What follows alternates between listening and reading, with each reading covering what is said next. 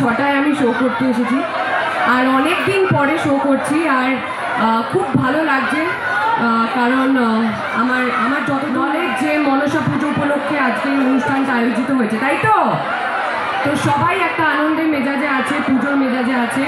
আর সামনেই সোমবার হচ্ছে জন্মাষ্টমী, তো আবার কৃষ্ণের পুজো। তা আমি তোমাদের সবাইকে বলবো, এইভাবে হলে না চিড়িয়াখানা হয়ে যাচ্ছে না। তোমাদের কথা আমি শুনতে পাচ্ছি না, আমার কথা শুনতে পাবে।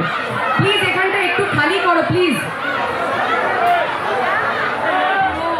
Bangla film industry money heist নিয়ে ছবি হচ্ছে, যেখানে চোর পুলিশের গল্পটাই আলাদা রকমের, আলাদা লেভেলের।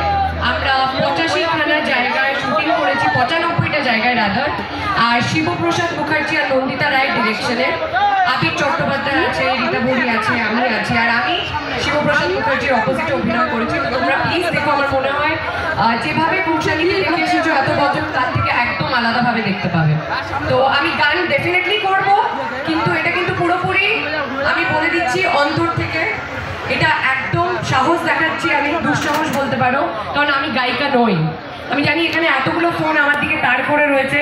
কালকে সকাল হতেই ঘুম চোখে হয়তো উঠে দেখবো কেউ বলেছে গাইতে পারে না, এ তো ফাটা বাস, এ তো এই ওই। বাট আমার কোনো যায় আসে না ম্যাম। আমার দায়িত্ব, আমার কর্তব্য হচ্ছে তোমাদেরকে মনোরঞ্জন করা, আর আমি করব শেষ নিঃশ্বাস অবধি।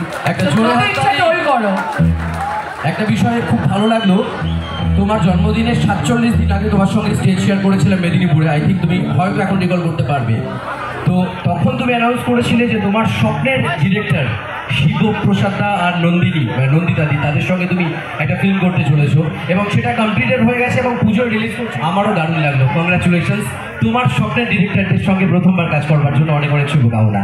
এবার আমরা একটু আবার বলছি, ম্যাডামের হয়ে গান, যেহেতু উনি নায়িকা গায়িকা নন, কাজেই একটু কোথাও ভুল ত্রুটি নিশ্চয়ই হবে। আমরা মানিয়ে নেব তো, আমরা মজা করব তো। ওকে চলো, এই মুহূর্তে তোমার কিছু। আচ্ছা, নাচের গান হবে তো? হ্যাঁ, নাচের গান হবে। কি করে কোলে নিয়ে দুজন তো, খালি দুজন। চাপ নেই, লজ্জা কেউ পাবে না, দুজন